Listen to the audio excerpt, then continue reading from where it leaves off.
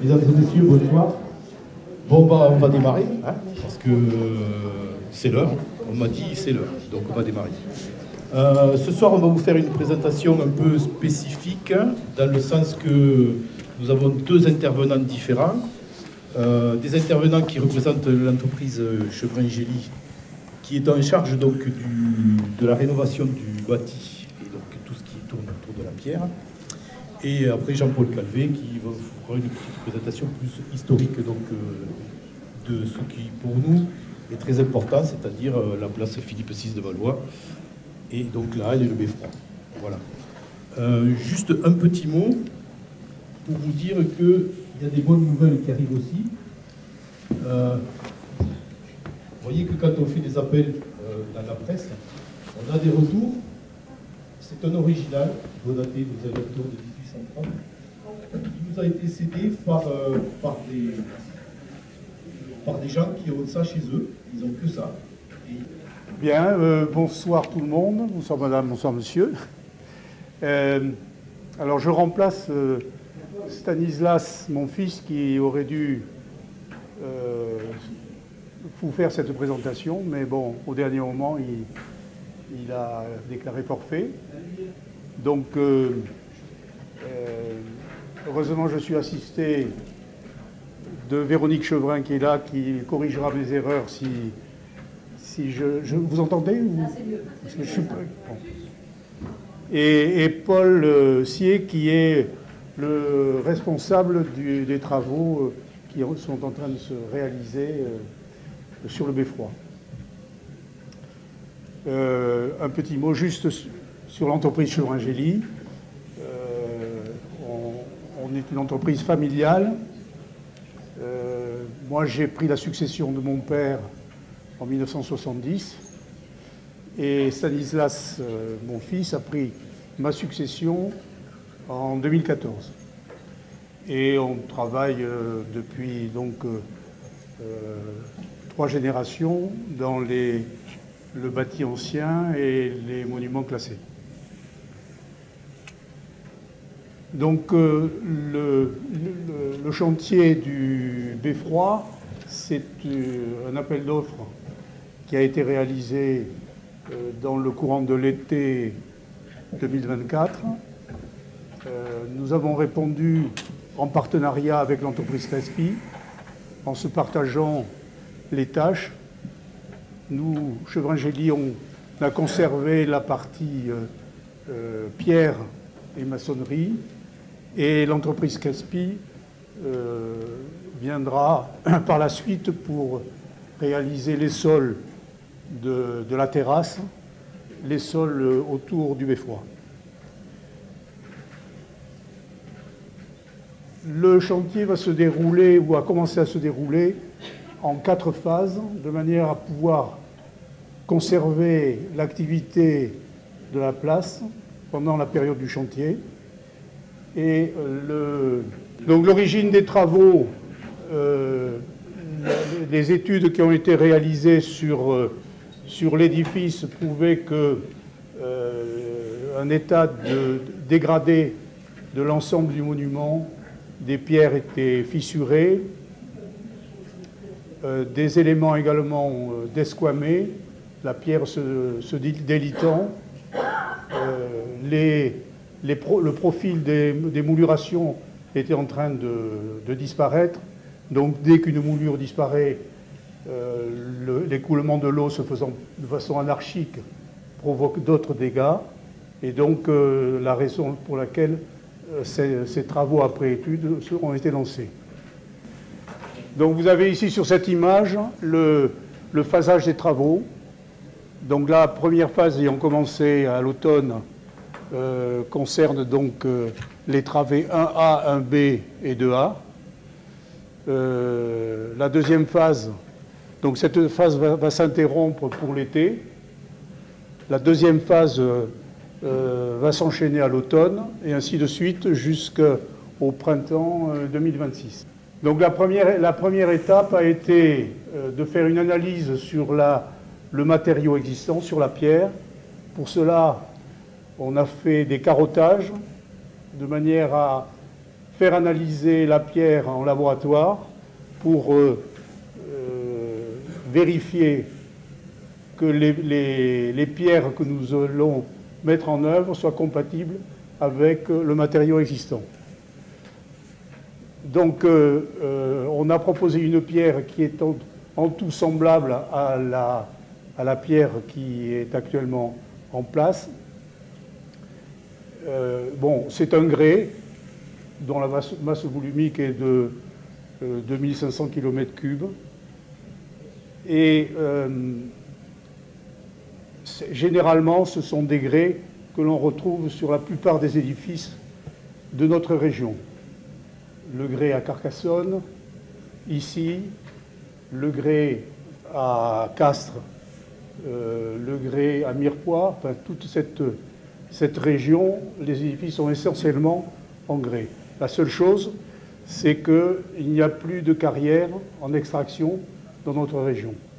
Il y avait la carrière des grès de Navès, mais elle n'est plus en exploitation depuis maintenant plus de 50 ans. Il y a quelques carrières artisanales qui existent encore en Aveyron, mais ce sont des grès qui n'ont pas la même texture que celle du beffroi. Et donc, la plupart des carrières en exploitation qui sont capables de fournir du matériau similaire se trouvent en Espagne, sur la face sud des Pyrénées. Et donc, le grès que l'on va mettre en œuvre vient de la région de Lérida. Donc la première étape est de monter les échafaudages de manière à pouvoir analyser les profils que l'on doit remplacer. Donc on utilise pour cela un scan dont Paul peut vous dire un mot, la façon dont ce scan est utilisé pour pouvoir récupérer toute la mouluration et l'architecture du monument. C'est un scan 3D. Le but, c'est de réaliser le scan de tout le campanile, donc la partie haute du beffroi. En fait, c'est un nuage de points qu'on récupère. On travaille au centième de millimètre près.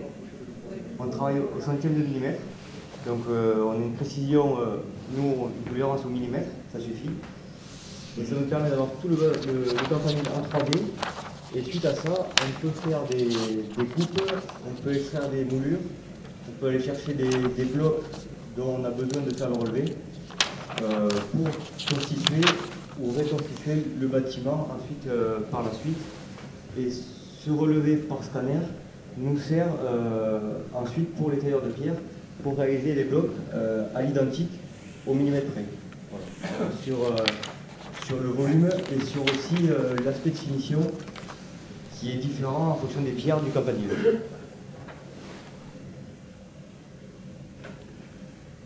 Donc à l'image, vous avez le campanile dans lequel on a représenté les différentes tranches d'assises qui sont toutes différentes. Et donc le scan a été réalisé depuis l'assise A jusqu'à l'assise N à partir de l'échafaudage. Et vous allez voir que sur l'image suivante, voilà l'exemple du relevé d'une assise dans lequel on a exactement les profils qui vont nous permettre ensuite de pouvoir retailler les éléments.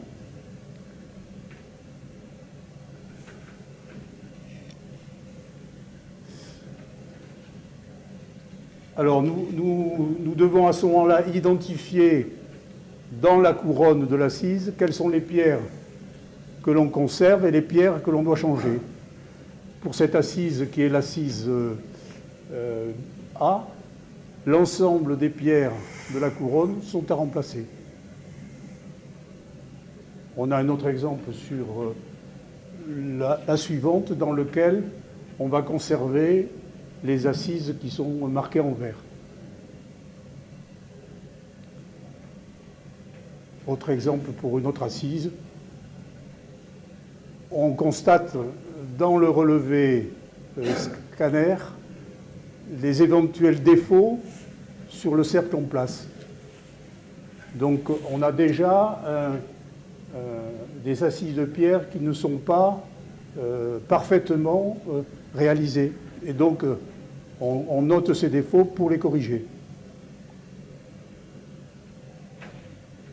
Alors on fait un relevé d'émouluration et ce relevé en place nous permet ensuite de le comparer par rapport au relevé scan. Donc c'est un conformateur qui permet d'avoir le profil exact de chaque moulure à chaque niveau. Donc à partir du relevé scan, on a la première image qui est l'état des lieux. Ensuite, l'état projeté avec la réalité des moulurations sans les défauts de l'existant. Et à partir de l'état projeté, on en déduit les cotations. Et à partir de ces cotations, on peut à ce moment-là retailler les éléments. Autre exemple, on a un larmier sur l'état des lieux qui est assez dégradé. On le corrige avec l'état projeté et ensuite, à partir de l'état projeté, on en déduit l'ensemble des cotations pour pouvoir les mettre à l'outil de taille. Donc une fois que toute cette phase de relevé est réalisée, on a ensuite un prototype parfait de ce que l'on doit retailler.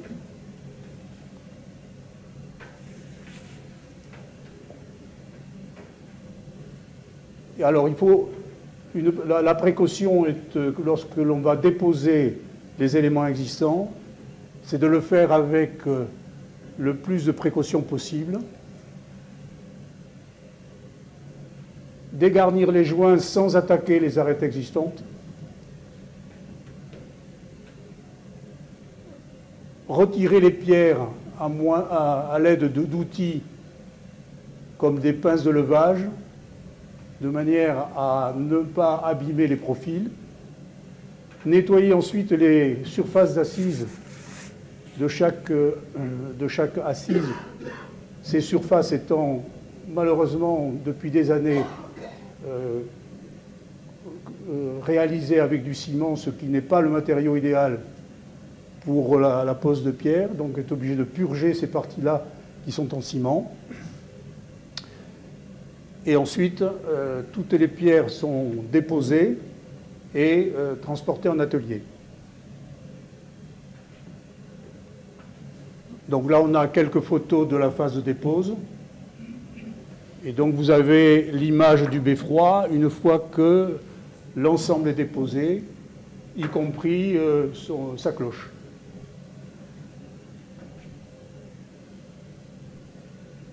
Donc, certains éléments sont transportés en atelier, mais conservés parce qu'ils seront reposés par la suite.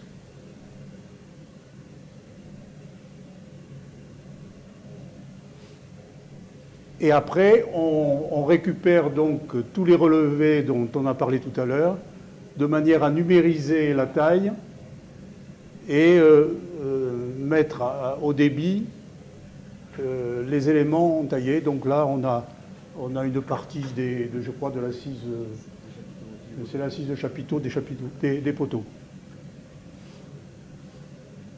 Et une fois que l'élément a été débité en approche, on finit la taille de façon manuelle. Alors le principe, pour avoir le volume capable, on a un calque qui a le volume capable de l'élément à tailler et qui est reporté sur la machine numérique.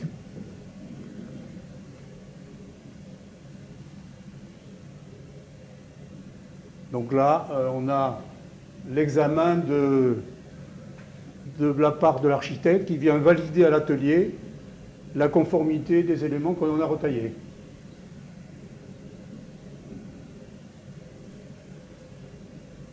Donc au point de vue phasage et travaux, à partir de lundi, on va commencer à poser la première assise du campanile, donc l'assise A, et ensuite suivra l'assise B et l'assise C. Et pour le 17 et 18, avril, on grutera les poteaux, les nouveaux poteaux et les chapeaux par la suite. Et les 3 dernières assises viendront avant fin avril pour la pose des cloches prévue fin avril.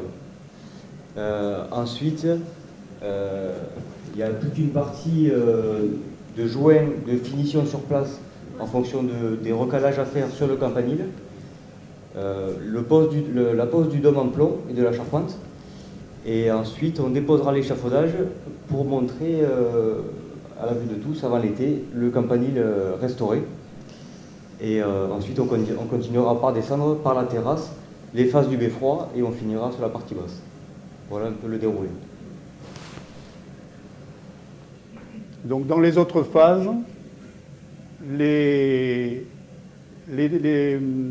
tâches que l'on aura à exécuter seront les jointoiements et les enduits de la base du beffroi, la partie qui se trouve actuellement au-dessus des couvertures, et ensuite la partie qui se trouve en dessous des couvertures. Bien, donc je vais prendre la suite. Je vous remercie à tous et à toutes d'être venus. J'avais déjà fait une précédente conférence sur cette thématique en décembre. Pour ceux qui l'ont déjà vu, vous allez faire une révision un petit peu parce que j'ai restructuré un petit peu l'exposé. Vous allez retrouver pas mal de visuels que vous avez pu voir au mois de décembre. Donc nous allons parler donc plutôt, je vais axer plutôt la discussion sur l'histoire de ce beffroi dans cette ville, dans cette bastide qu'on constitue Revel. C'est vrai que ce beffroi, c'est un site absolument remarquable, qui est situé au centre de la ville, et c'est en quelque sorte la véritable symbolique de la ville, une véritable emblématique, et c'est tout à fait évocateur des Bastides. C'est figuratif et suggestif donc, de cet immense phénomène de Bastide qui a existé de 1220 à 1370 et qui a vu la création de plus de 300 villes nouvelles dans le sud-ouest de la France. Voilà où se situent à peu près les Bastides, toutes ces Bastides. De Revel, c'est le point rouge, si vous voulez. Et c'est une sorte de remembrement agricole, on parle même de véritable révolution urbaine, qui va se faire, donc, comme je vous le dis, 300 villes qui vont être créées complètement en un siècle et demi. Bon. Alors, là, c'est pas trop visible, mais ça montre un petit peu, confondu avec l'histoire de la croisade des Albigeois jusqu'à la guerre de 100 ans, les Bastides, c'est la partie, l'espèce de profil que vous avez sombre, où on voit qu'au début, il y en a quelques-unes, c'est celle de Cordes et de Montauban en particulier. À partir de 1220, ça monte un crescendo et on voit que dans les années 1320, 1330, c'est le point maximum où c'est qu'il y a le maximum de Bastides qui sont faits, et après, ça redescend. La flèche sombre verticale que vous avez vers la fin, à la droite de la figuration, bien c'est la création de la ville de Revel. Comme vous voyez, la ville de Revel arrive tout à fait à la fin du phénomène Bastide. Elle est parmi les 4 ou 5 Bastides qui seront, les dernières 4-5 Bastides qui seront créées. Alors ça c'est toujours intéressant, on voit très bien ici, par décennie, 1220, 1230, ainsi de suite jusqu'en 1370, vous avez le nombre de Bastides à droite par les petits codes barres qu'il y a, le nombre de Bastides qui sont créés à chaque période. Et on voit que Revel, c'est la 4e case à partir d'en bas. Cette année, entre les 1340 et 1349, il n'y a que 2 Bastides qui sont créés. Ensuite, il n'y en aura que 4 autres qui seront créés après. Ça, c'est intéressant pour la ville de Revel, puisque Revel va être bâti à la fin de ce phénomène et va ainsi profiter du savoir-faire ou des dysfonctionnements qu'il y a pu y avoir avant. Donc Revel, c'est vraiment une Bastide accomplie. On est un peu chauvin quand on dit ça, mais c'est vrai. Revel est souvent pris en exemple comme une Bastide tout à fait accomplie, parfaite dans la typologie de toutes ces Bastides. Alors il faut savoir que pour les Bastides, c'est aussi une véritable révolution sociale, puisqu'il y a des droits qui sont donnés aux gens qui viennent y habiter, des devoirs aussi, mais des droits, c'est la charte des coutumes, c'est la charte de fondation. Celle de Revel aussi, sans vouloir être trop chauvin, c'est une des chartes qui est la plus complète, parce qu'elle s'est évidemment inspirée de toutes les autres. Il y a 89 articles qui se lisent par des petits mots comme item, comme vous avez à droite, vous voyez, c'est marqué item, item. Alors le reste, seul un paléographe peut le lire. Le plan de Revel est très spécifique. On voit que c'est un plan en damier, on appelle ça des plans hypodamiens. C'est inséré à l'intérieur d'une espèce d'hexagone. Et on voit que les rues se croisent à angle droit. Et on voit au centre donc ce fameux beffroi qui se situe dans la plupart des bastilles de dernière génération qui se trouvent toujours au centre. Il ne faut pas croire que quand je parle de révolution urbaine, qu'avant le phénomène Bastide à partir de 1220, ça n'existait pas avant. On le retrouve essentiellement dans beaucoup de sites antiques, sites grecs et surtout sites romains. Là, j'ai pris un exemple, la ville de Kimbad, en Algérie, où on voit très bien une partie centrale, une place qui est le forum. Chez les Grecs, c'était l'agora. Et le beffroi n'y est pas, mais à la place, il y avait ce qu'on appelle une cathédrale civile. Il faut prendre le mot cathédrale au sens religieux. Une cathédrale dont civile se trouvaient tous les pouvoirs. Et on voit très bien que là aussi, les rues se croisent à angle droit et que les structures urbaines des maisons sont pratiquement identiques d'un petit carré à un autre. Donc voilà à quoi pouvait ressembler un forum, une agora, qui correspondrait, si vous voulez, à notre place de Revel, avec au fond la cathédrale, où sont tous les pouvoirs. Alors ce monument remarquable qu'est le beffroi, eh bien, comme je vous l'ai dit, c'est le symbolique, et tout ce que je vous ai dit comme qualificatif avant, c'est là que va se mettre en place la politique royale, qui va être donnée, cette politique royale, au travers des consuls, qui sont élus ici, à l'intérieur de cette ville. Le lieu des pouvoirs, quels pouvoirs y a-t-il? Eh bien, ce sont les pouvoirs administratifs, les pouvoirs législatifs, c'est-à-dire qu'on peut faire une sorte de code à l'intérieur de la ville qui peut être dicté par les consuls. C'est le pouvoir militaire et police, puisqu'il y a très tôt, on voit dans les archives que, et presque dès la fondation, lorsqu'il y a beaucoup de gens dans Revel, on est obligé de mettre en place une police. Et il y a même des contingents militaires qui vont venir à Revel, assez nombreux d'ailleurs. Et c'est le pouvoir aussi judiciaire, puisqu'il y a un juge royal, les consuls n'étant pas spécialement compétents, donc ils sont aidés par des juges royaux qui sont nommés par le roi, évidemment. Et enfin, c'est le pouvoir économique, un petit peu comme le forum et l'agora. C'est à cet endroit qu'ont lieu de nombreuses transactions économiques. C'est là où l'on pèse absolument tout, qu'on fait des jaugeages, qu'on paye des taxes, l'octroi, etc. Sur cette vue que vous voyez, évidemment, la partie générale est prise, c'est une photo actuelle, mais vous voyez très bien qu'en haut, la partie sommitale, ce qu'on pourrait appeler le campanile en haut, le beffroi en quelque sorte, n'était pas du tout comme il est actuellement, puisque celui que l'on a actuellement date des années 1829-1830. À l'époque, c'était un beffroi fait en colombage, en terre et en pisé, qui tenait, ma foi, bon an, mal an, peut-être quelques siècles, mais il fallait sans arrêt faire des réparations, et ça grévait toujours très lourdement le budget de la ville, on le voit au travers des archives.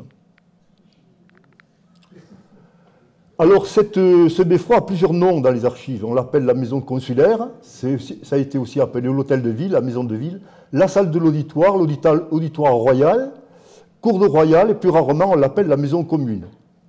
Alors, dès la fondation, dans les articles 21 et l'article 83, le cadre est tracé pour ce beffroi. On dit bien que c'est les consuls qui seront avec la communauté qui va diriger donc la ville. Il y aura une place commune, il y aura des établis, les halles où on pourra vendre les marchandises, etc., etc. Je ne vais pas tout vous lire. Et ensuite, on nous renseigne sur l'article 83, évidemment, quand il commence à y avoir beaucoup de monde dans Revel. On sait que quelques années après la fondation, puisqu'on sait qu'elle est fondée en 1342 et qu'avant il n'y avait qu'une forêt, donc c'est une ville nouvelle et en quelques années, on se retrouve, la ville est pleine avec 3000 habitants. Donc il commence à y avoir des problèmes sociaux évidemment, et des espaces carcéraux sont mis en place dans ce beffroi. Alors il y a plusieurs prisons, on le verra tout à l'heure. Les fonctionnalités de ce beffroi, déjà vous avez pu comprendre un peu ce que c'est. Il y a d'abord la place qui est le lieu où on se réunit, où on discute. C'est un espace d'échange, d'information, de rencontre et de circulation obligée. La symbolique du beffroi est aussi primordiale. Si avant, souvent, la grande symbolique était placée sous le pouvoir de Dieu, le pouvoir divin, là c'est le pouvoir royal, mais il y a aussi le pouvoir divin, puisqu'on a une église, bien qu'elle soit excentrée, qu'elle soit à l'extérieur de Revel, à chaque entrée de la ville, il y avait une croix qui disait « Attention, ici, interdiction de faire de mauvaises choses », c'est sous le pouvoir de Dieu, mais aussi sous le pouvoir du roi. Donc, ce beffroi est avant tout le symbole du pouvoir royal, y compris la cloche.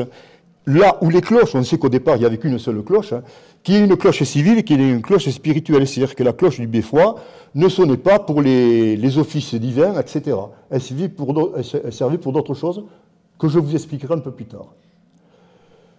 Voilà. Et la halle, évidemment, comme je le remets de nouveau, c'est les attributs d'une cathédrale commerciale, c'est-à-dire c'est à cet endroit-là que vont se faire toutes les transactions économiques. Bon, je passe. Alors, comment peut-on savoir cette histoire du beffroi? Eh bien, d'abord, c'est dans les textes les plus anciens, les textes fondateurs, notamment la charte de fondation, qu'on peut avoir quelques idées sur ce beffroi, comment il était à l'époque, ce qu'on y faisait, tout ça. C'est pour ça que je peux vous raconter tout ça. Après, il y a les archives qui existent. Les archives, ce sont des petites fenêtres ouvertes, mais elles sont ouvertes malheureusement qu'à partir du début du XVIIIe siècle. C'est-à-dire 1700, 1710, là on commence à avoir pas mal d'informations. Avant, on manque énormément de registres consulaires. Registre consulaire, eh c'est le truc que vous avez en photo à côté. Ouais, c'est un truc très très épais. Il y a environ 500-600 pages chaque fois. Là, ça doit faire environ 20-30 ans. Donc vous imaginez que nous avons sur Revel les archives les plus... Je le dis, c'est vrai, c'est reconnu par les archives départementales de Haute-Garonne. Nous avons les archives les plus fournies du département, parce que nous avons 15 ou 20 registres consulaires et plusieurs chartes de fondation. C'est les chartes de fondation. Chaque fois qu'un roi changeait, il fallait refaire cette charte de fondation. Alors, cette histoire, comme je vous dis, on peut la commencer avec la fondation de la ville. On sait à peu près comment c'était au départ. C'était au départ, c'est la forêt, donc avec des arpentins, des gens qui vont choisir. Je vais faire très rapide, parce qu'avant j'avais développé pourquoi Revel s'est fait à cet endroit et pas à un autre. Et bien, très rapidement, il a fallu défricher cette ville. Donc on estime qu'en février 1341, une décision est prise dans la région parisienne par le roi pour fonder cette ville, et le 8 juin 1342, on éclaircit une clairière, et là on va dire, voilà, c'est ici qu'on va faire la ville de Revel. Et là, il y a une cérémonie qui se trouve au centre du beffroi. Très certainement, avant de bâtir le beffroi, au centre du beffroi, on peut estimer que la cérémonie du fixatio pali s'est placée à cet endroit-là. Cette cérémonie, c'est quoi? Eh bien, on plante un pal à un endroit, et à partir de ce pal, eh bien, il y a toutes les autorités religieuses, féodales, les autorités politiques et le peuple des petits villages qu'il y avait autour de cette forêt, qui vont venir, et là, on va dire, attention, ici, sur ordre du roi, on va créer cette ville de Revel, et vous pourrez venir à telle et telle condition, vous aurez les droits, les devoirs, et ainsi de suite.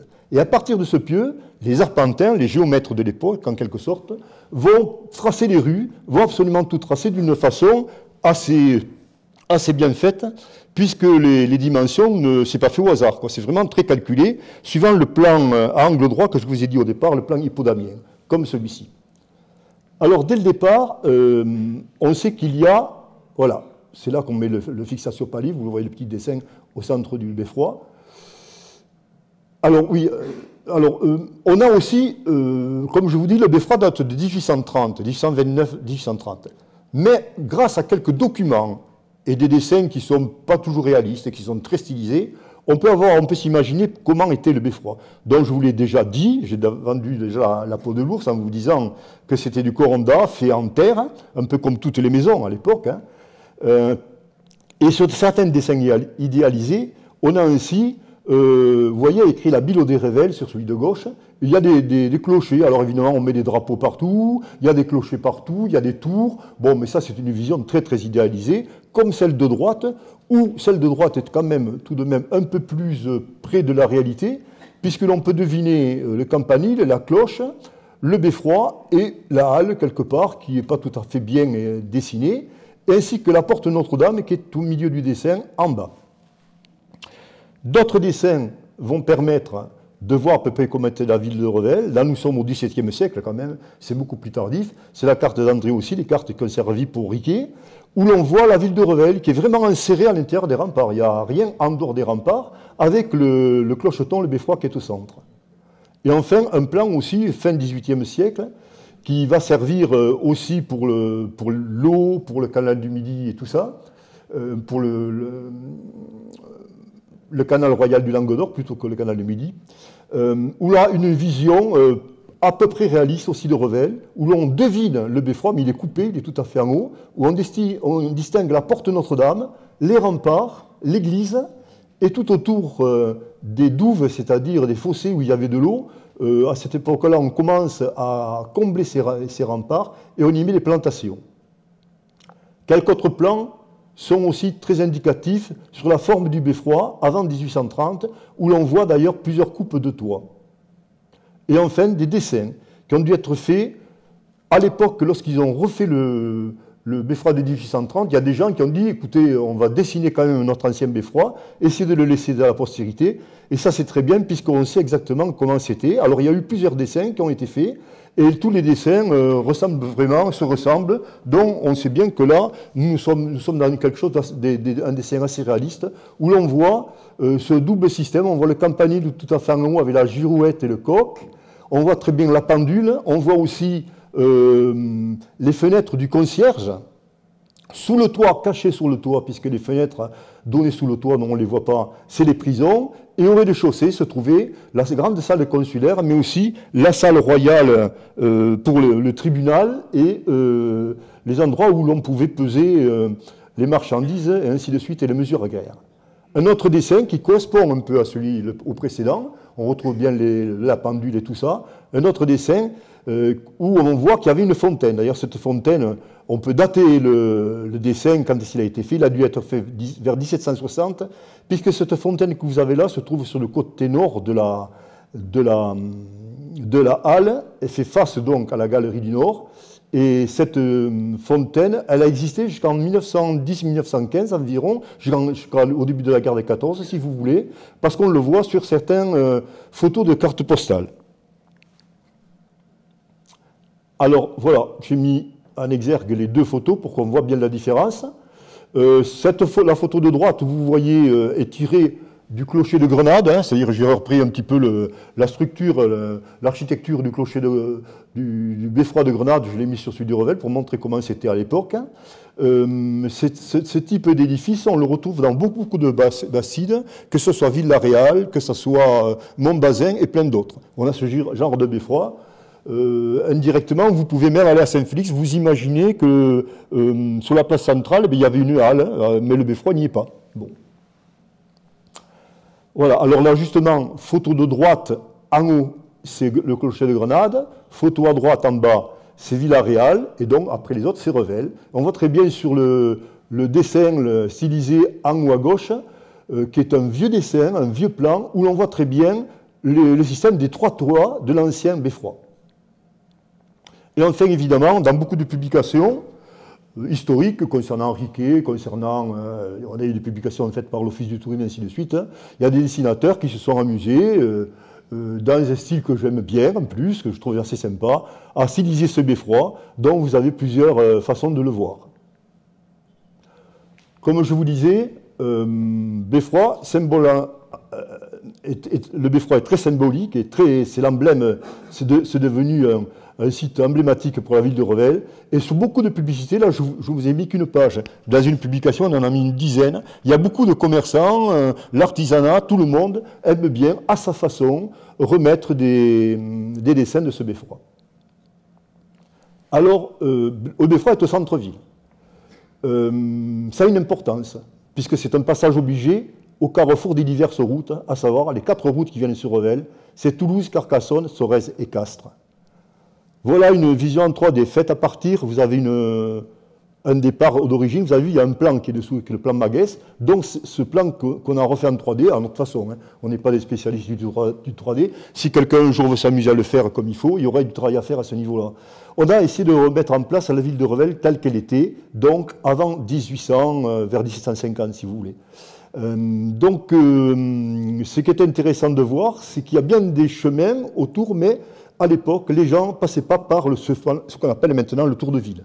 Le tour de ville, ça n'a existé qu'au XIXe siècle, vraiment, ça n'a fonctionné que vraiment au XIXe siècle. Donc, pour traverser Revel, lorsqu'on venait de Toulouse pour aller à Castres, lorsqu'on venait de Castres pour aller à Carcassonne ou à Sorèze, ainsi de suite, on était obligé automatiquement de traverser la ville.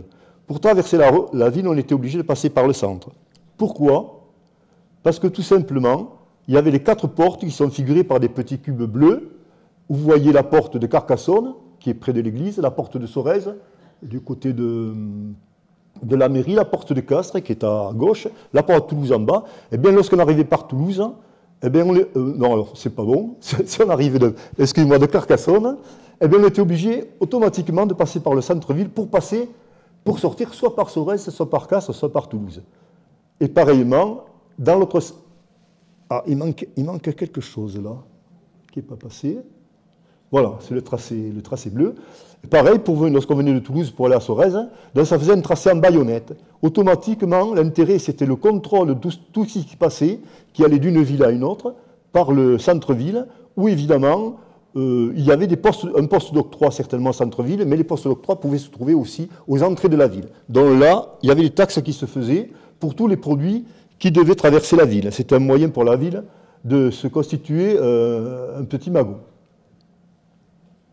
Alors, on sait que je vous ai parlé du fixatio pali, ce fameux pal que l'on va planter au centre-ville, à l'endroit au centre du beffroi.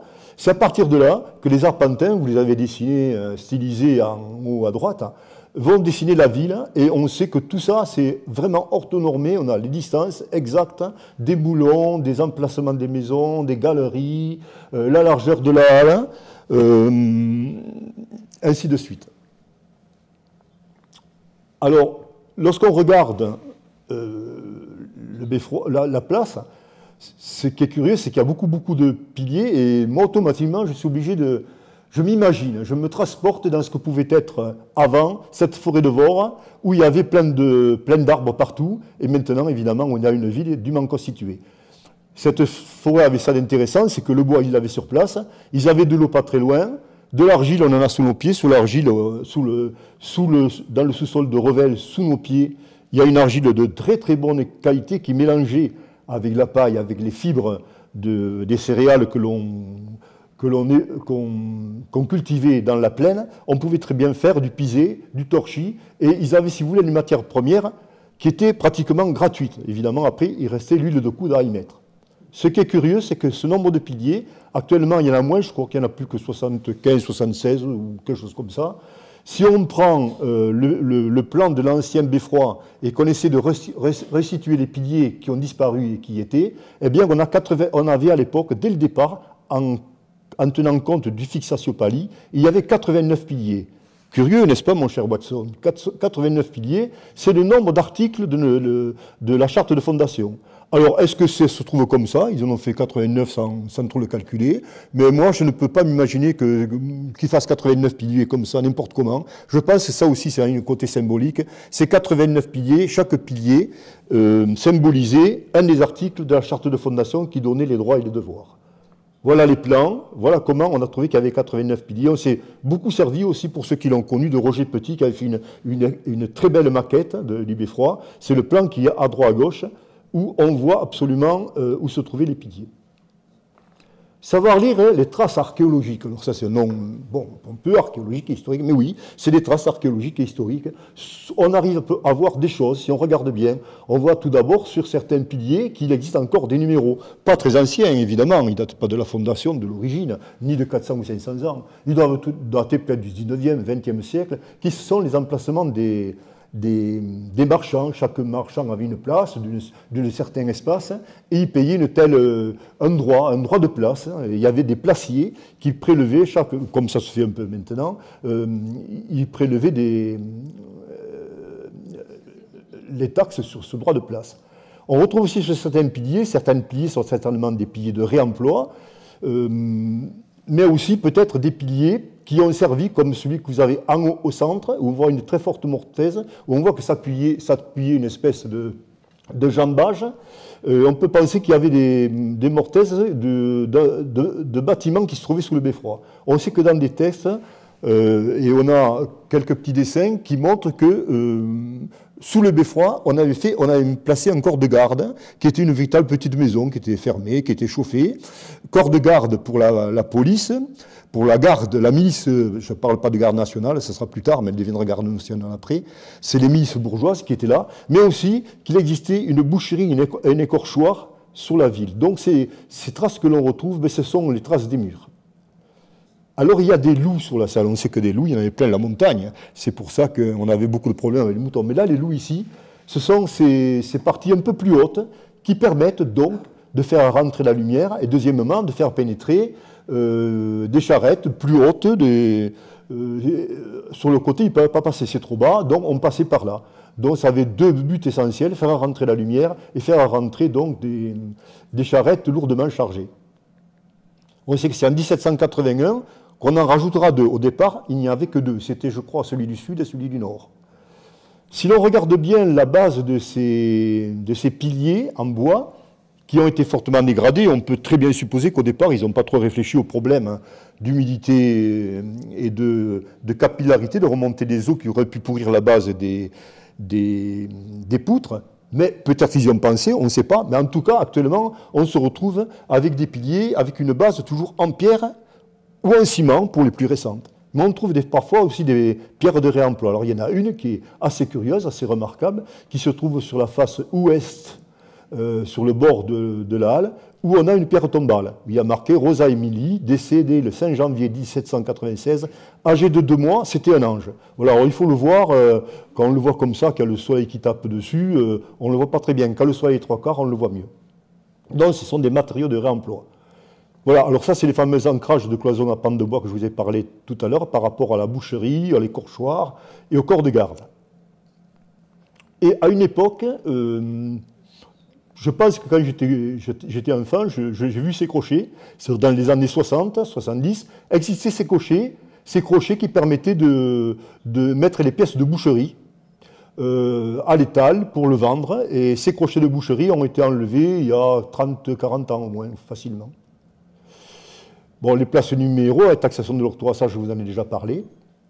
Et enfin, on peut voir à partir des anciens plans aussi une métamorphose, je ne sais pas si le mot est bien choisi, métamorphose, mais de profondes modifications architecturales et urbanistique en quelque sorte, puisqu'à une époque, on voit très bien que sur cette place, il y avait une croix, vous l'avez en bas à droite. Alors en bas à droite, en vérité, c'est le nord-ouest. Hein, le sud est en haut, le nord est en bas. Voilà, avant, ils faisaient aussi des cartes comme ça. À gauche, vous avez un petit carré qui était une ancienne fontaine, avec de l'eau potable, avec de l'eau qui venait de la montagne par l'actuelle rigole de la Plaine, par le Port-Louis, si vous voulez, mais ce n'était pas de l'eau qui était trop polluée, disons, donc qui permettait aux gens d'avoir de l'eau potable. Il n'y avait pas de l'eau courante dans les maisons, bien entendu. Et en haut à droite, vous avez un grand rond qui est en dehors de la halle, où l'on voit aussi une fontaine qui était beaucoup plus imposante, très très importante, où juste à côté, il y avait même un petit endroit où on pouvait mettre plein de petits seaux, des trucs comme ça, c'était en cas d'incendie. Je ne vous dis pas, pour qu'il y ait une maison flambée, à l'époque, avait des seaux, même s'il y avait beaucoup de monde, ça pouvait poser problème. Ce qui est intéressant, c'est qu'on retrouve l'endroit de la boucherie et de l'écorchoir. On trouve l'escalier qui existe toujours, évidemment, sur la partie nord du beffroi. Escalier que l'on sait dans les textes qui est construit vers 1720-1730. Avant, il n'y a pas d'escalier, l'accès se fait par l'intérieur. Et ensuite, vous avez, à côté du mot halle, juste à droite, un petit dessin, un petit rectangle avec des ronds et un système d'escalier de chaque côté. Et bien, les ronds, c'est les mesures à grains qui permettaient de donner la capacité du grain qu'on vendait pour ne pas tromper les acheteurs. Donc voilà, alors tout ça c'était comme ça. Alors on s'est amusé nous à faire une petite image virtuelle avec l'écorchoir ou le corps de garde, si vous voulez, sous le beffroi, en gardant l'ancien beffroi, bien entendu. Voilà. Et ensuite, le corps de garde, là aussi, on sait comment ils étaient habillés. Voilà, c'est juste un petit clin d'œil pour vous montrer que quand même, on avait milice bourgeoise, une garde bourgeoise, hein, qui était constituée quand même de 60 personnes, avec un corps qui était à pied et un corps à cheval, habillés avec ces genres de drapeaux. Alors ce pouvoir qu'il y avait dans le Beffroi, pouvoir royal délégué donc à 4 consuls, il y avait le premier consul qui était en quelque sorte entre guillemets le maire, hein, donc premier, deuxième, troisième, quatrième consul, et ce qu'on appelle actuellement un conseil municipal, mais à l'époque c'était le conseil consulaire, formé de 24 personnes. En vérité, c'était 4 classes de 6 personnes, 4 fois 6, 24, ouais, c'est bien ça, et un consul de chaque classe. Et les classes, eh bien, c'était la classe des nobles et des bourgeois, la première. Ensuite, il y avait la classe des artisans, la classe des ouvriers, et ensuite la classe des paysans, des saisonniers, des manuvriers. Alors, une petite photo de montage aussi, qui a été prise au château de Sévérac-le-Château. Mais j'ai pris parce que c'est intéressant, parce que les habits sont en rouge et noir, ce sont les couleurs de Revel, et on sait que les habits des consuls étaient faits comme ça. Voilà, c'est ce que vous voyez exactement là. Et vous avez dessous une image des capitouls, les consuls, si vous voulez, de Toulouse, qui aussi étaient en habit blanc, rouge et noir. Voilà, vous avez les classes, vous voyez, à droite, le premier consul, voilà, les marchands, les artisans et les laboureurs. Voilà, c'est le mot que je cherchais. Alors dans les archives, dans cette grande salle du rez-de-chaussée, qu'est-ce qui s'y passe? On sait que c'est une grande salle, qui a des meubles, qui a des chaises, des grandes tables. Il y a une grande cheminée aussi où on fait du feu pour se chauffer. Et on voit sur les registres consulaires qu'il y a des assemblées de conseils politiques. Alors là, c'est les assemblées, c'est les réunions de conseil municipal, si vous voulez, d'actuel avec le maire. Il y a aussi des réunions de conseil de police lorsqu'il y a un problème, il y a un procès. Il y a des conseils extraordinaires, eh bien, s'il y a la guerre, s'il y a un problème d'un incendie, un risque quelconque, donc c'est des conseils extraordinaires. Il y a un greffe consulaire, si vous voulez, un genre de secrétariat où on suit les dossiers au niveau de les archives, si vous voulez, de tout ce qui concerne cette ville de Revel. Il y a un conseil de police, donc, qui va monter des dossiers pour des futurs jugements. Alors tout ça, on le retrouve très bien en début de chaque réunion. On voit bien que c'est un conseil politique, un conseil de police, etc., etc. Quand je vous parle de conseil consulaire, 24 personnes, des 4 consuls, il ne faut pas penser que, et la garde bourgeoise, si vous voulez, il n'y a pas que qui gèrent. Cette ville fait rapidement, comme je vous disais, 3 000, 4 000 habitants. Eh bien, il y a plein de gens. Il y a un juge en bas, il y a des notaires, il y a des greffiers consulaires, des jurés, des prud'hommes, des mességuiers. Tout ça, c'est trouvé dans les archives. Hein. Je ne suis pas allé sur Internet à les chercher. Il y a les sergents de ville, qui sont en quelque sorte les policiers municipaux, des valets consulaires, qui sont au service des 4 consuls, le porteur de lettres, les départeurs, c'est eux qui relèvent les impôts, etc., etc. Et ensuite, il y a l'estapier général, le casanier en bas, c'est eux qui gèrent le placement des contingents militaires qui vont venir à Revel. Tout ça, ça se fait à partir, tous ces gens gravitent autour du beffroi dans cette grande salle. Alors cette équipe consulaire, elle s'est réunie comment? Eh bien, elle peut se réunir au son de cloche. Là, c'est vraiment pour les urgences, donc c'est la cloche du beffroi, on est bien d'accord, c'est pas la cloche de l'église. Par billet, eh bien là, c'est les valets consulaires qui vont porter des billets à chaque conseiller du conseil consulaire. Ça peut être fait au tambour, là, on prévient aussi en même temps la population, à la trompette ou par placard. Par placard, ça aussi, ça veut dire sous forme d'affiche que l'on met à l'entrée de l'église, à l'entrée du beffroi, aux entrées de portes de la ville, pour toute la population. Les tambours et les trompettes, ce sont les, comment on appelle ça, les encantayres, hein, qui vont faire ça, c'est leur travail. D'annoncer. Ils n'annoncent pas uniquement les informations venant de la salle consulaire. Il peut très bien dire demain il y aura un marchand qui va arriver, ou à cause du mauvais temps il n'y aura pas le marché, ainsi de suite. Alors ce pouvoir, le pouvoir juridique royal, comme je vous disais, les consuls, eux, bon, c'est des gens souvent, bien sûr, qui sont compétents dans beaucoup de choses, ils ne sont pas élus comme ça, quoi, donc. Mais pour les affaires criminelles, pour les affaires juridiques, ils ne sont pas compétents. Donc ils sont aidés par un juge royal au beffroi. Et parfois on voit dans les archives qu'il y a un petit problème, un peu de préséance entre le consul et le juge royal, parce que le juge royal est quand même envoyé par le roi, et parfois il cherche un peu à passer devant les consuls. Donc, force est à la loi, le juridique et le judiciaire, avec ce juge royal et un tribunal qui siège en bas dans la salle où c'est qu'il y a l'Office du tourisme actuellement. Il faut savoir qu'ici à Revel, la justice est complète, c'est-à-dire on a basse, moyenne et haute justice. Basse justice, c'est pour les gens qui vont dire une insanité à quelqu'un. Moyenne, c'est quelqu'un qui va avoir piqué un poulet ou un truc comme ça. La haute justice, ça c'est une autre histoire. Ça c'est l'histoire de crimes, de sang. Là, ça se finit souvent très très mal ou de mauvaises conditions pour les gens.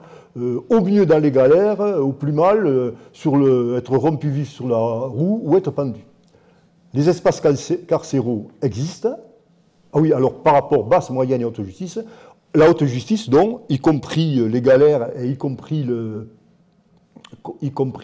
les pendaisons, tout ça, la décision peut être prise à Revel. Mais les gens ont quand même possibilité, s'ils ne sont pas tout à fait d'accord, qu'ils trouvent que la justice est un peu expéditive, ils ont quand même le droit de faire appel et ils vont souvent demander à Toulouse. Mais à un moment donné, il ne vaut mieux pas aller à Toulouse, parce qu'à Toulouse, ils sont très, très stricts et à la limite, il vaut mieux se contenter de ce qu'on a. Bon, les espaces carcéraux sur le beffroi de Revel, on a trois sortes de prisons.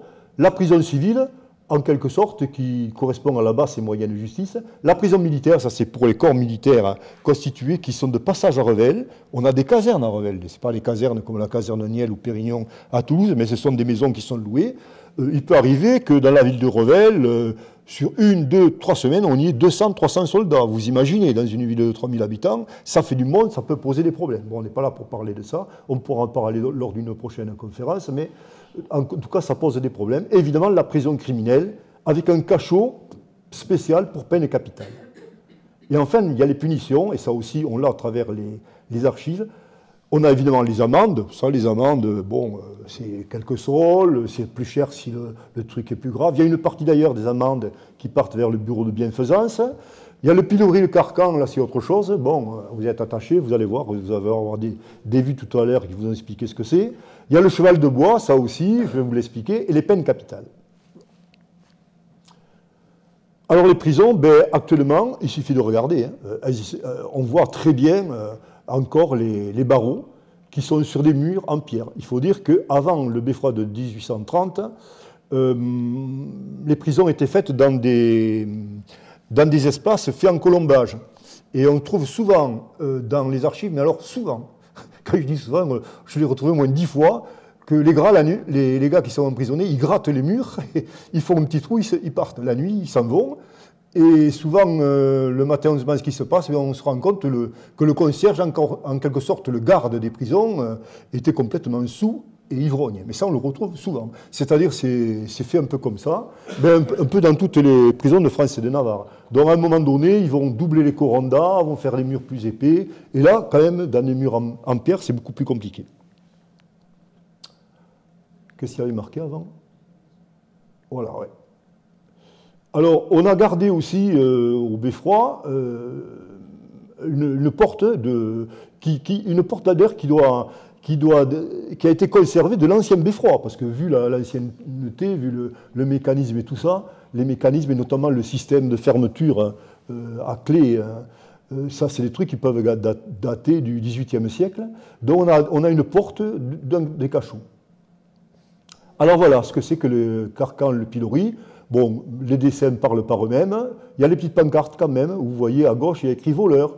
À droite, on va marquer, il a piqué 2 poules, enfin ainsi de suite. Donc, suivant la peine donnée, il va rester 2-3 heures, là, bon, ça va à peu près, mais il peut rester 1 jour, 2 jours. Et ce qui est bien, c'est de le faire le jour de marché, quand il y a beaucoup de monde, que tout le monde voit bien qui est le voleur, qui a volé les poules, et puis si on ne l'aime pas trop, on peut lui envoyer quelques tomates pourries en travers de la figure. Quant au cheval de bois, ben, vous avez vu...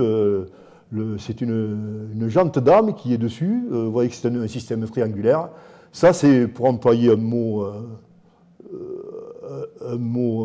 comme il faut, c'est les péripatéticiennes de Revel, qui étaient, ma foi, il y en avait quand même pas mal, justement à cause de la présence militaire, et qui essayaient de s'arrondir les fins de mois avec leur charme. Seulement, ça posait des problèmes sociaux, et souvent, ça se passait devant les tribunaux. Donc, on les mettait sur le cheval de bois, et si la peine était vraiment devait être beaucoup plus difficile, on leur mettait des sacs de sable, vous voyez, au pied. C'était encore mieux. Voilà. Pour les peines capitales, alors ça aussi, on a pas mal de traces. Les gens étaient pendus, bien sûr, rompus vifs sur la roue, c'est la dessin qui est à gauche. Et à droite, en haut, je vous l'ai mis, ben évidemment vous ne pouvez rien lire, il faut que je pique ce que c'est. C'est un acte de notoriété pour les consuls de Revel. Et c'est-à-dire, à un moment donné, ils ont eu besoin que le juge royal leur fasse un acte de notoriété, comme quoi les consuls de Revel pouvaient très bien avoir la compétence et décider pour avoir la haute justice. Et à un endroit, on va même dans le détail. On dit que même il y a 40 ou 50 ans, ils ont même mis dans de l'huile bouillante un bonhomme qui avait fait de la fausse monnaie. Et on l'a mis dans une chaudière dans la place publique de la dite ville. Bon. C'était sympa, ils n'avaient pas la télé, il fallait bien qu'ils trouvent quelque chose. Et ça, c'est vrai, ben enfin, vous ne pouvez pas le lire, mais en bas, vous voyez, et après bouilli dans l'huile, il y a marqué, regardez, c'est pas des histoires que je vous raconte, tout est référencé. Alors, évidemment, le beffroi, c'est l'économie, le marché, il y a des règles de gestion très strictes, contrairement à ce qu'on croit. La viande sera vue par des vétérinaires, les textiles ne doivent être pas faits après une telle heure le soir, à la lumière de la chandelle. Il faut que ce soit fait le jour, comme on voit bien, que le tissu soit de bonne qualité. Et comme notamment au XVIIIe siècle, Revel est une ville marchande pour les tissus, oui, essentiellement, il y a beaucoup de ballots d'étoffes qui partent vers Aigues-Mortes, vers Pézenas, vers les marchés, vers Gênes, vers l'Italie, vers Espagne, un peu partout. Et là, il y a des contrôleurs qui viennent pour voir si le produit est de qualité, pour ne pas qu'il y ait mévente, pour ne pas que les produits soient critiqués. Alors c'est aussi là que l'on voit, donc, comme je vous dis, le contrôle de qualité, fait par des gens qui ne sont pas de Revel. Hein. C'est des gens qui viennent de Casse, qui viennent faire le contrôle. On met même des scellés sur des ballots, vous voyez. Là, c'est pris d'un dessin d'un bateau de Marseille, hein, qui va mener la cargaison. Et nous avons même dessous les poids publics où on va peser les animaux, mais aussi les mesures à grains, évidemment. Donc, quelques vues, évidemment, je ne peux pas avoir des photos, des cartes postales, ou des trucs comme ça, du marché du 17-18e siècle, hein. Mais on peut très bien s'imaginer que ça ressemblait beaucoup à ça. Le marché, ça a été presque toujours, on retrouve le samedi, mais parfois il y avait le marché le mardi, le jeudi et le samedi. 3 marchés par semaine qui se trouvaient donc là, avec évidemment toute l'animation qu'il pouvait y avoir. Voilà les mesures à grains qui permettaient de savoir au bonhomme, à la personne qui venait acheter le grain, il amenait son sac et on mettait le grain par la partie supérieure et suivant l'espace, le volume qu'il y avait dans le grain, on savait qu'on en avait pour tant de décalitres. Et là, évidemment, aussi, c'était taxé. Voilà les mesures à grains, ça correspond au petit dessin que je vous avais montré tout à l'heure. Je passe vite parce que je ne veux pas que ça dure trop longtemps. Évidemment, ces structures vieillissaient. Dès 1342, vous imaginez, avec le vent d'autant, l'eau, les problèmes d'imperméabilisation des matériaux de l'époque, hein, on voit que, en tout cas dans les archives 17e, 18e siècle, avant on ne trouve pas, on voit que sans arrêt, tous les 20-30 ans, allez bam, le budget est fortement grévé par Revel, c'est des poutres qui s'effondrent, il y a même des accidents, voilà, beaucoup de problèmes, des problèmes d'eau qui rentre à l'intérieur de la salle consulaire. Donc vers 1829-1829, on décide donc de mettre au marché, de rénover ce beffroi et de refaire un beffroi neuf, voilà, dans le style que vous connaissez actuellement.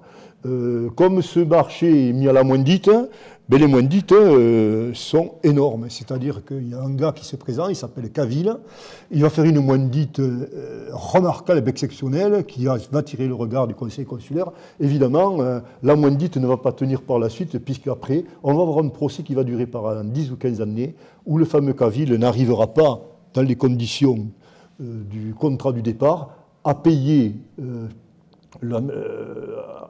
ses fournitures, donc il va sans arrêt dire, ça, c'était pas convenu, il manque ça, ainsi de suite. Le plomb, il était de telle épaisseur, parce qu'au départ, c'était couvert de plomb, après ça a été du zinc. Au départ, il devait mettre de l'ardoise sur le beffroi. Bon, voilà, on a plein d'histoires pendant 10 à 15 années. Ah, on revient en arrière. Voilà, alors les devis estimatés, enfin, les devis, il y en a. C'est parfaitement détaillé, c'est-à-dire il n'y a pas d'histoire là, tout est détaillé, sauf ce qui n'est pas détaillé, qui pose problème après dans les procès. Voilà, là c'est une photo évidemment qui n'est peut-être pas du 18e, mais ça va être dans les années 1900, attendez, il y a la date en 1960 par là, 1960, ouais, où il y a des poutres qui sont tombées. Et on sait qu'il y a 20 ou 30 ans, il a fallu refaire le toit aussi. Alors on voit, ce qui est intéressant, c'est de voir ce squelette, de voir le beffroi intérieur, la forme qu'il a. En 1830, les plans de Vitry, donc l'architecte qui va mettre en place ce beffroi de 1830, il y a plusieurs projets qui sont faits, mais là, il prévoit dans les salles de détention, les cachots, les poids publics où ils seront, l'endroit où va se trouver les cloches, hein, et aussi l'endroit où vont se trouver les incantires, c'est-à-dire la personne qui va être le placé pour le marché, qui va tendre le système de poids pour l'horloge, pour qu'elle sonne, qui va être le tambourinaire ou le trompette pour donner les informations, et qui garde aussi tout ça, et qui fait un petit peu, entre guillemets, la police lors des marchés. Donc les projets sont nombreux, ils sont en couleur, ils sont très beaux, et on voit qu'ils ont essayé un peu tout. Donc à la fin, ils ont gardé ce qu'on voit actuellement. Alors le beffroi logement des incantires, eh bien, on sait à peu près comment c'était. Logement du concierge, voilà, il y avait 3 pièces. Et ces 3 pièces, on sait très bien que grâce aux derniers occupants, qui sont la famille, qui font partir de ma branche maternelle, et la famille Schex et Borloo, ils ont vécu là, et grâce à des témoignages directs, on a pu savoir où se trouvait la cuisinière, le buffet, la penderie, les portes, le poêle à charbon, ainsi de suite. Bon, je ne vais pas détailler, mais vous voyez un petit peu comment c'était. On sait que les gens qui vivaient là, moi je le sais par ma mère, qui disaient que c'était absolument formidable comme habitat. D'abord, c'était gratuit. En contrepartie, évidemment, ils donnaient des services par rapport à la communauté. C'était très bien l'été, le printemps, l'automne, à la limite. Ils avaient une très très belle vue, la plus belle vue qu'ils pouvaient avoir sur elle. Alors le problème, c'était l'hiver. Inchauffable, évidemment, les murs étaient c'était pas bien isolé, les plafonds étaient très hauts, et ils devaient avoir un simple petit poêle pour chauffer tout cela. Allez, voilà. Alors, à l'intérieur, on a un escalier hélicoïdal qui doit dater de 1830. Est-ce qu'il était comme ça avant? Je ne sais pas. Peut-être on le saura avec l'archéologue, parce qu'il y a un archéologue qui suit tout ça. Je ne sais pas s'il y aura des prélèvements d'andro sur le bois, ce qui m'étonnerait, mais enfin. Toujours est-il qu'il y a une âme, vous la voyez au centre, qui est circulaire. L'escalier tourne autour. Cette âme est creuse, c'est là que se trouvaient les câbles des poids qui permettaient de faire fonctionner le système mécanique de l'horloge. Évidemment, après, ça a servi de gaine pour passer l'électricité. Actuellement, c'est des gaines d'électricité. Et ça a même servi d'interphone, c'est-à-dire quand les gens étaient en haut, vous voyez, il y avait des petites portes qui s'ouvraient, on pouvait communiquer avec le bas. Voilà, c'est la vue des anciens incantires. Alors, sous le beffroi, évidemment, je vous garderai jusqu'à 1h du matin si je vous racontais tout ce qu'il y a eu. Les voyages inauguraux du président de la République, Vincent Auriol. Il y a eu un ballon captif sous Napoléon III qui est monté. Il y a eu beaucoup de choses. Il y a tous les feux d'artifice, mais ça, on le voit encore. Hein. En 14-18, vous voyez en bas, il y a eu des contingents qui se sont réunis, des remises de décorations. Le beffroi, sous le beffroi, en 14-18, tous les jours, il y avait des nouvelles, des placards, comme je vous disais, c'est-à-dire des panneaux qui expliquaient le front, où on en était, ainsi de suite. Hein. Et là, en bas, vous avez le départ du 52e régiment d'infanterie qui se trouvait stationné à Revel et qui marchait plus ou moins avec l'hôpital militaire qui se trouvait au collège Vincent Auriol.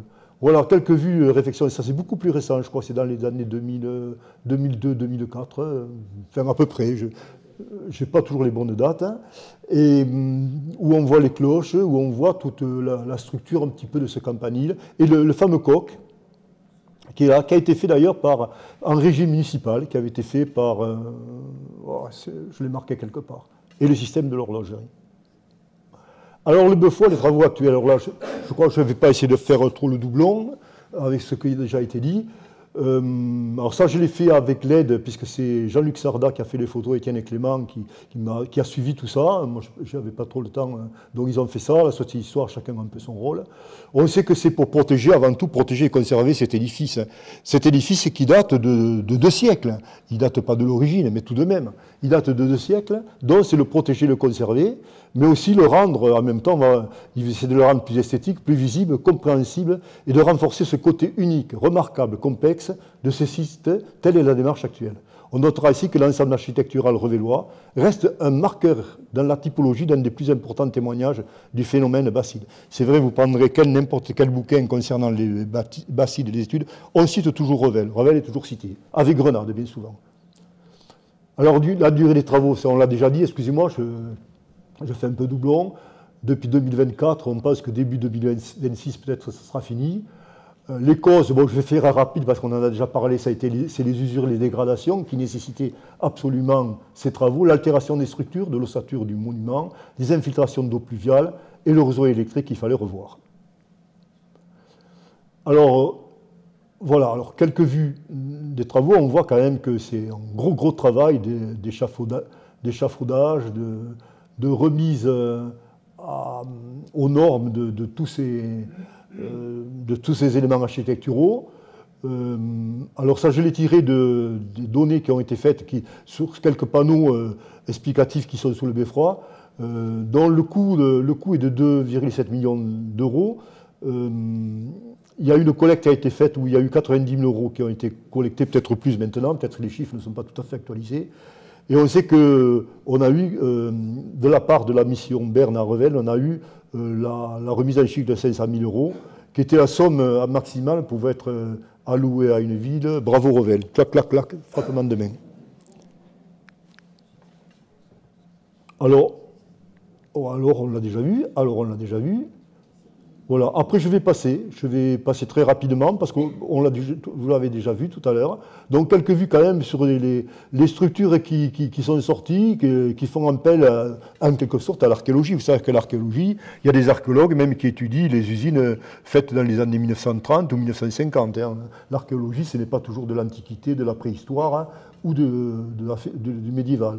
Donc là, on voit l'imperméabilisation par dalles de schiste en haut à gauche.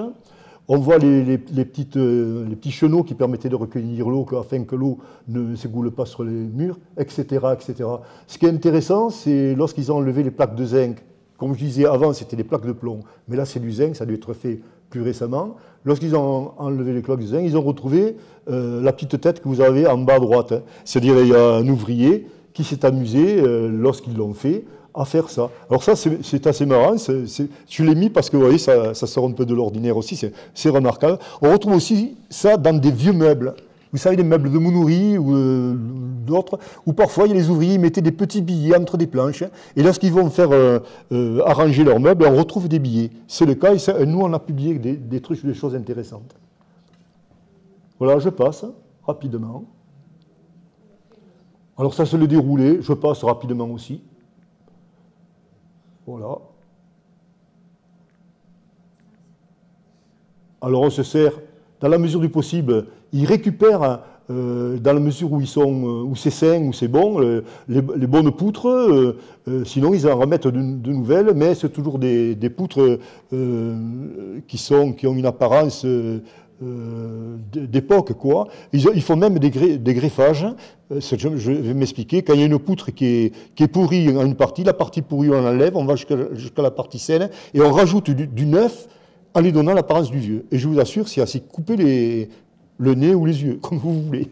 C'est absolument incroyable. C'est vraiment un travail d'artiste. Voilà, ça c'est les cloches. Alors les cloches, comme je vous le disais, qui ne servaient pas pour les trucs religieux. Ça servait en cas de feu, en cas de guerre, par exemple, pendant la guerre des protestants, souvent elle a sonné. Voilà. Alors vous avez vu que quand même, il y avait certaines pannes qu'il fallait absolument changer, en haut à gauche. Voilà, ça, on l'a déjà dit. Notre association, voilà, un petit message de fin, donc Nous, on s'est complètement investi là-dedans en fournissant toute la donnée, les conférences qu'on fait aussi pour expliquer l'histoire, qu'on a réussi un peu à dévoiler en partie. Il y a Jean-Luc Sarda et Étienne et Clément qui suivent de très très près tous les travaux, qui font une couverture photo, parce que l'histoire, elle s'écrit encore aujourd'hui, quoi, en faisant tous les travaux qui sont faits, c'est de l'histoire. C'est-à-dire dans 100 ans, il y aura un dossier qui avait plein de photos, avec plein d'informations sur ça. Voilà, je vous remercie pour votre écoute. J'espère ne pas avoir été très long. Merci.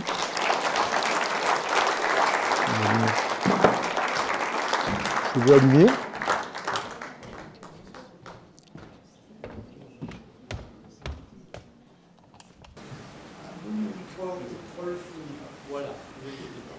D'autres questions? Alors, pour ceux qui sont, on l'a déjà présenté, mais pour ceux qui sont arrivés à la fin, l'histoire, c'est quelque chose de fantastique. Parce qu'on découvre à travers les archives des choses qu'on ne connaissait pas du tout. Ça permet de se projeter dans le passé. Mais cette histoire, elle n'est jamais finie. La preuve, c'est que vous voyez, actuellement, on est dans l'actualité, dans l'événementiel par rapport au beffroi. Ça s'est su partout, hein, autour de Revel. Il y a des gens qui, il y a 10 jours, ont contacté notre président, Frédéric Mounier, et ils lui ont dit « Viens à la maison, on a quelque chose d'intéressant à te montrer ». Ce qu'ils lui ont montré, regardez. Je ne sais pas si vous le voyez. C'est un plan original, l'ancien plan du beffroi, qui date juste avant 1830, où en haut il y a marqué tout un tas d'annotations, mais des annotations peut-être moins importantes, puis ça dit aujourd'hui, on a travaillé sur le clocheton, il fait tant de degrés, il y a du vent, voilà, c'est la météo. Bon, c'est un peu dommage, on préfère qu'ils écrivent autre chose, mais on fait avec ce qu'on a. Mais ça déjà, c'est exceptionnel. Alors, le dessin, on le connaissait déjà, mais le document, c'est original. Je dis ça d'abord pour vous dire qu'il reste encore des choses qu'on peut sauver, parce que ça aurait pu partir à la poubelle. On a sauvé il y a 8 ans 16 volumes d'un marchand drapé de Revel, exceptionnel. On voit absolument toute la société revelloise de 1720 à 1810 à travers ces marchés. C'est une hauteur comme ça. Donc voilà, pour vous dire, pour lancer le message, y compris des vieilles photos, des vieilles cartes postales, celles qu'on connaît, bon ça on les a, mais même une vieille photo ou des choses très curieuses, un papier en tête de quelque chose que vous avez dans un tiroir plutôt qu'il parte à la poubelle, nous on est preneurs, mais on ne travaille pas pour nous, l'association, ni pour les gens, on travaille pour la communauté, c'est-à-dire que tous ces archives partiront, évidemment, seront inaliénables, partiront aux archives municipales de Revel. Alors si vous avez des choses intéressantes, on est preneurs. Merci. Deux informations que je voudrais vous donner. Sachez que la plupart de nos conférences sont filmées. Donc, si vous voulez les revoir, elles sont sur YouTube. Celle-ci sera sur YouTube d'ici 2-3 semaines. Les anciennes y sont déjà. On a environ 15 ou 20 films sur nos conférences. Mais ça permet aussi à des amis, si vous avez des amis sympathisants qui n'ont pas pu venir, ils pourront toujours les visualiser sur YouTube. En tout cas, sachez que nous, c'est très important que vous veniez à nos conférences, parce que nous, on n'est pas, c'est pas comme le foot et le rugby, on n'a pas de, c'est pas un stade, on n'a pas de supporters, les supporters c'est vous, et votre présence est très importante pour nous encourager, pour nous motiver. Voilà. Merci, vous êtes notre sang frais, quoi. Merci.